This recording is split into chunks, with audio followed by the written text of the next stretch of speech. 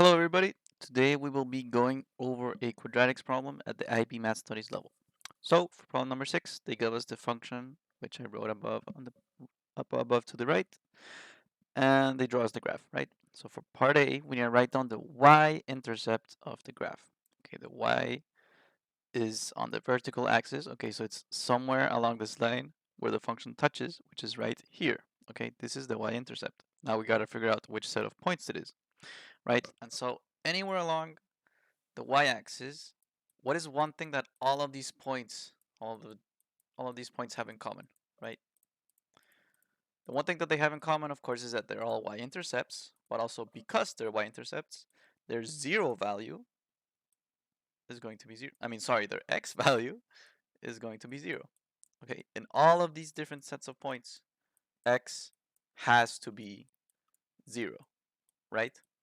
And so, if I go ahead and apply that and plug in 0 for x over here, we're going to see that quite easily 0 to the power 4 and 8 times 0 squared are just going to be eliminated, right? So this turns into 0, this turns into 0 as well, and we end up with f of 0 equals 5, which can also be interpreted as 0, the point 0, 5. So that is the y-intercept of the graph. That is part A. For part B, we're going to find that. Okay, and that is the derivative of our function f of x. So the way you do that is the following. Here, we're only dealing with the derivative of an exponent, which works the following way. For example, for this first term here, we're going to multiply 4 times whatever is in front. So in this scenario, there's a 1 that is hidden here. Okay, so it's going to be negative 4x. And to the exponent, we're going to do minus 1. Okay, negative 4x cubed. If we do that to the following term, we end up with 2ax. And just to leave it super clear, it would be x to the power of 1 because we're doing 2 minus 1. Okay? And what happens to the plus 5? Well, since the plus 5 does not have an x next to it, it simply goes away. Okay? You can put plus 0 if you want to like make sure that you're derivating everything. Okay? But that is the answer for part B. For part C, they give us the information, and anytime they give you information, you know you're gonna have to use it. Okay? They tell you that it is known that a point where x equals 2, the tangent of the graph of y equals f of x is horizontal. Okay? So first things first, before even showing that a equals 8, we need to understand the information that they're giving us and why it's useful. Okay? A key word, tangent. What the heck is a tangent? A tangent is a line that touches your function only once. And so for example, this right here would be a tangent right there. Okay, this right here, I think you get the idea, would be a tangent right there. Okay, this right here would be a tangent at x equals 0, right? And well, since we already found out y equals 5, right? And so that is what a tangent is. And so if they tell us that at x equals 2, the tangent of the graph is completely horizontal, then that would be just about here. It's talking about this point, right? Because x equals 2 is just about here. Now, why does it matter that it's horizontal? The reason it matters that it's horizontal is because anytime you're dealing with a tangent that is horizontal on a quadratic function, it's going to be at a minimum or a maximum, right? Anytime a tangent is horizontal here, which would be at x equals 0, at x equals 2, and whichever x is here, they are all either a maximum, like the two up here, or a minimum. Okay? And so having that in mind, you have to ask yourself, what is the slope of this line here, of these tangents that are horizontal? The slope of these are 0. Okay? And a quick demonstration, we know that slope is rise over run. And so it is rising 0 and running something that is going to be 0, okay? It is different when you have a vertical line where the rise would be something and the run would be 0, and you can't divide by 0, so that's undefined, okay? I.e. just a quick difference between the slopes of a vertical line and a horizontal line, okay? In respects to slope. Anyway, having that in mind, now we're going to apply it to find that a equals 8, okay? We need one more piece of information to fully understand how to get a equals 8 though. When we do the derivative of a function, okay, we are not anymore asking for a set of points. What do I mean by this? Up here, when we had our x and y table, which can also be written like this, okay, f of x is just a fancy way to say y, you're plugging in a value for x and you're getting a value for y. You are getting what is called a set of points, okay? However, when you do the derivative, it's a little bit different, okay? You are still plugging in a point here. Like, for example, if we plug in 0, but our y isn't exactly y anymore, okay? Our y is this fancy thing, right? The derivative of f of x, which can also be labeled slope, okay? Anytime you plug in an x here, you're saying at the point 0, what is the slope of the function, okay? So at the point 0, the slope of the function is actually 0, okay? And if I plug in 0 over here, actually, we end up with negative 4 times 0 cubed plus 2 times a times 0. Everything is 0, okay? That's just proving that this right here is actually correct. And so we know that we have to use this piece of information because they gave it to us, and that's how the IB is. And so if we know that the tangent being horizontal means that the slope is equal to 0, as I mentioned to you earlier, then we know that if we plug in 2 for x here, the slope has to be 0, right? And that makes sense because it is this tangent up here, right? And so with that in mind, if we plug in to our derivative function, thingy majingy, the guy in blue here, right? We would be plugging in 2 for x,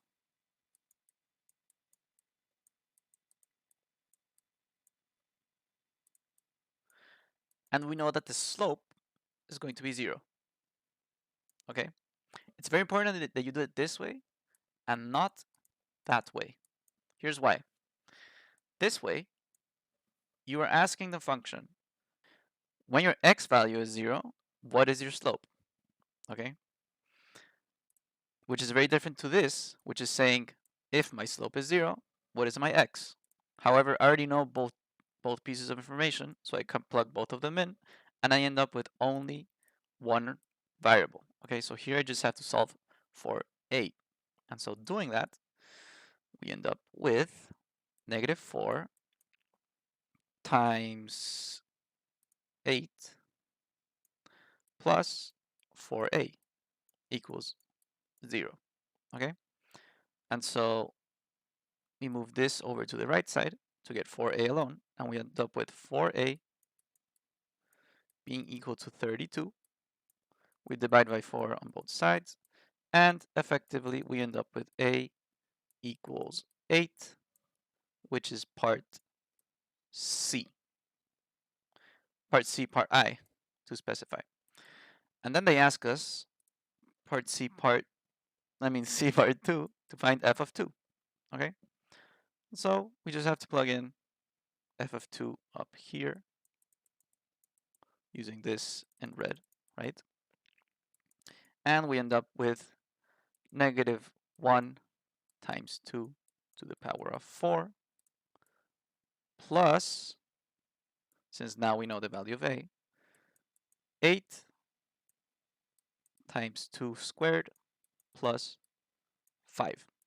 And just working this out a little bit, we end up with negative 16 plus 8 times 4 plus 5, and f of 2, and we keep going, we end up with 32 minus 16 plus 5. F of 2 is going to end up being 21. And so that would be for part C. Now, moving on to part D, they give us a piece of information that there are two other points of the graph of y equals f of x at which the tangent is horizontal. Now, as I very well mentioned earlier, the tangent is only horizontal at the vertices, right? At minimums and maximums. And so the one that we figured out earlier, right, in part C, part 2, was this one in blue here, okay? Now we need to find the two that are remaining that are in red, which would be this one here and this one here, okay? So we need to write down the x coordinates of these 2 points, okay? We're gonna do the one over here first because it's a little bit easier. And so we know that that is the y-intercept, and we know that it's on the point 0, and we actually found it on part A, so we just need to write down 0, 5 over here, and we are good to go. And for this one, which is a little bit harder, we need to go to this derivative function here, right? And so if I plug in 0 on the left side, like that, I am asking the function, when the slope is 0, what is my x, right? What is my x? Because x is still a variable, right? I'm going to plug in 8 here for a real quick, so this is going to be 16x. And so now we have to factor this expression here, which is going to give us the 3 points, the 3 x coordinates over tangents, right? And so just trust the process, go ahead and factor. And here I notice that I can take out, oops, sorry about that. Here I notice that I can take out 4x from the first one, and we end up with negative 4x, sorry, and we end up with x squared inside, and minus 4 over there. The reason this one is minus is because when I distribute back, I need to make sure that I end up with a positive here, okay? So that is a small detail which can make or break. And so a lot of people arrive here and don't know what to do anymore. And I think it's very, very important that you remember that there's a 0 equals over here, okay? So if you plop down the 0 equals, this is a kind reminder that for this whole expression to be true, for two things that are being multiplied to equal 0, one of them has to be 0. So it's either that negative 4x equals 0, or that this whole thing over here equals 0 as well, or both, right? And so with the first scenario, we have 0 equals negative 4x, and we end up with x equals 0, which would be this point right there. And now solving for the right side, we equal it to 0, so 0 equals x squared minus 4. We of course want to get x alone, so we do plus 4 to both sides. We end up with x squared equals 4. And here we just do a simple square root, right? And the square root of 4 is going to be 2. Now here's another important thing. Whenever you do the square root of a number, the answer is plus or minus, okay? Because to reach positive 4, I can either do negative 2 times negative 2, which gives me 4, or I can do 2 times 2, which also gives me 4. So that's why the plus or minus is so important. And the plus or minus gives us the two tangents that remain. It's giving us the x equals 2 that is here, and the x equals negative 2 that is here. And so the x coordinates of these two remaining points, we don't have to find the set of points yet. The x coordinates of these two remaining points are going to be x equals 2 and x equals negative 2. And so that is for part D, part I.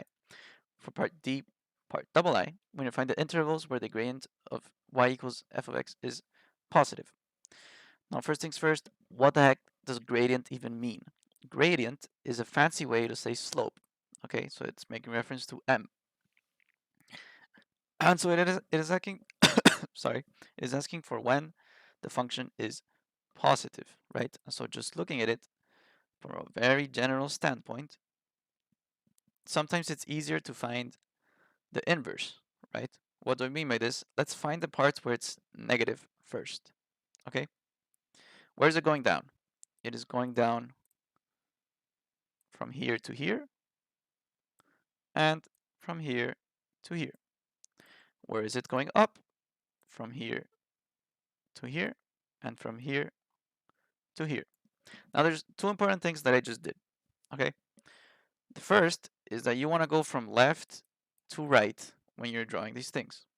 The second important thing is that anytime it changed from blue to red or from red to blue, it was always at a vertex, right?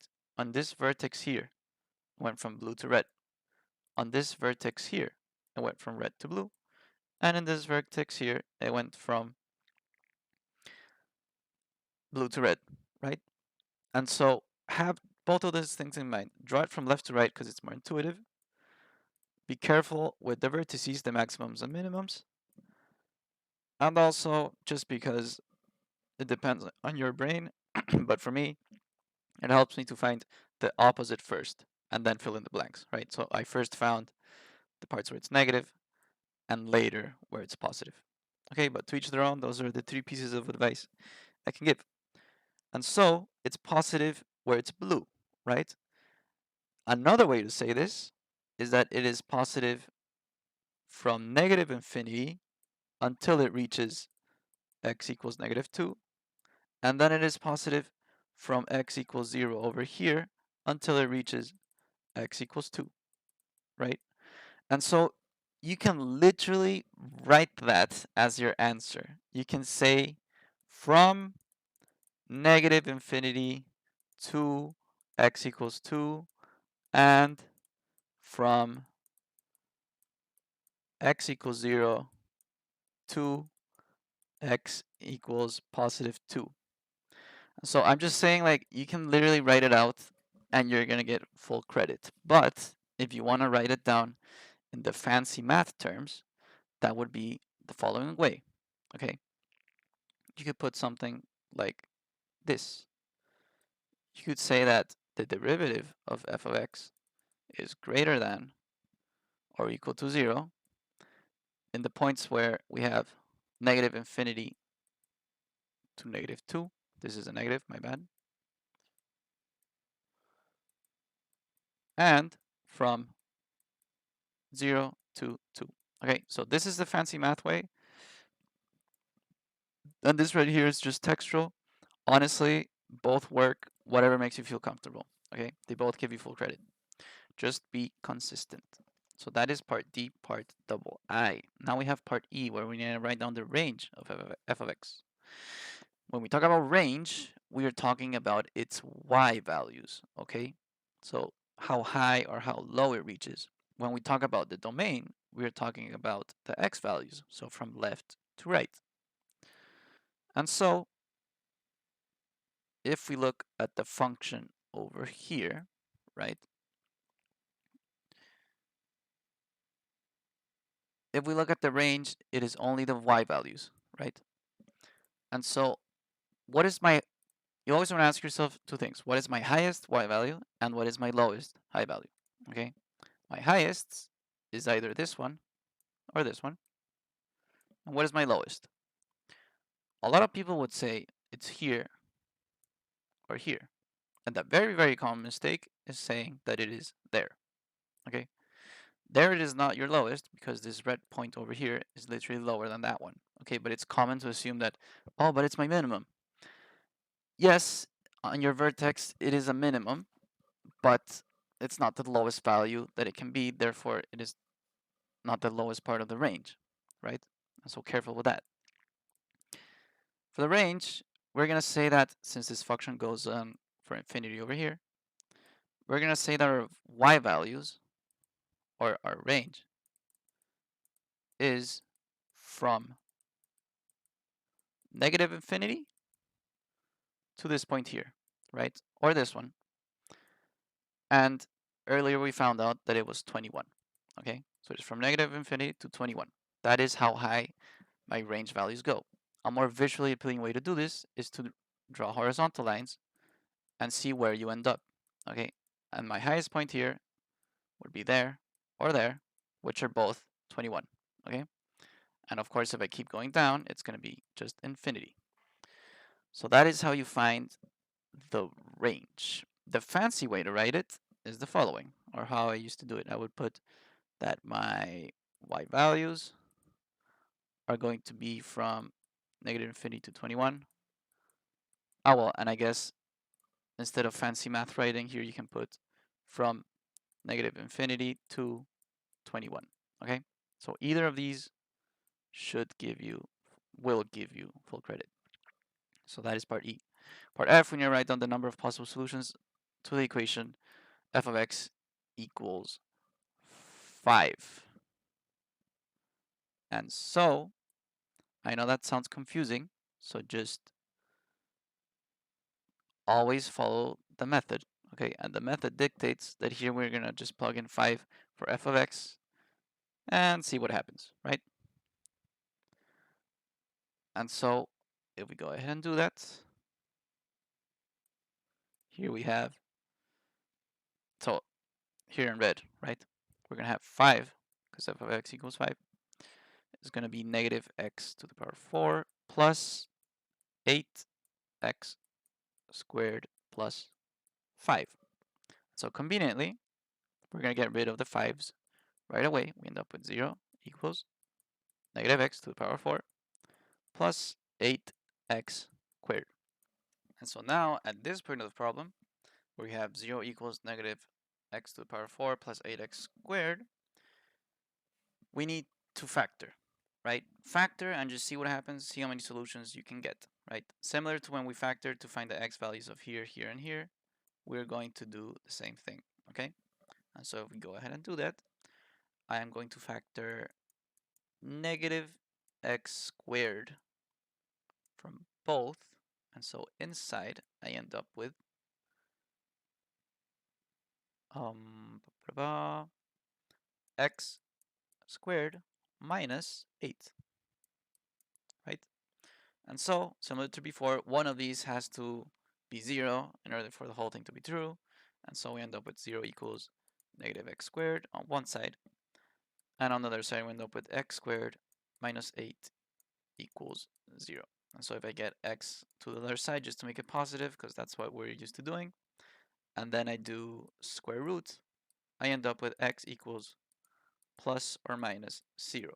Now, there isn't a difference between positive and negative 0, so this is really just x equals 0. Okay, there is a difference when we talk about positive or negative 2, for example, because in our function above, positive 2 and negative 2 actually made a very big difference. But if we talk about plus or negative 0, it's still on the same part of the line, okay? So this counts as one solution, okay? Careful with this. That counts as one solution. On the other side, we end up with x squared equals 8, because I put 8 on the other side. Then I do the square root to both sides, right? End up with square root of 8. And so at this point, you should know that this is already two solutions, because it's plus or minus something, right? But we plug it into a calculator just to know what's going on, and it ends up being plus or minus 2.82, okay? And so this is how we know that we have two solutions here, one solution over here, and that makes us say that for part F, we have 3 possible solutions.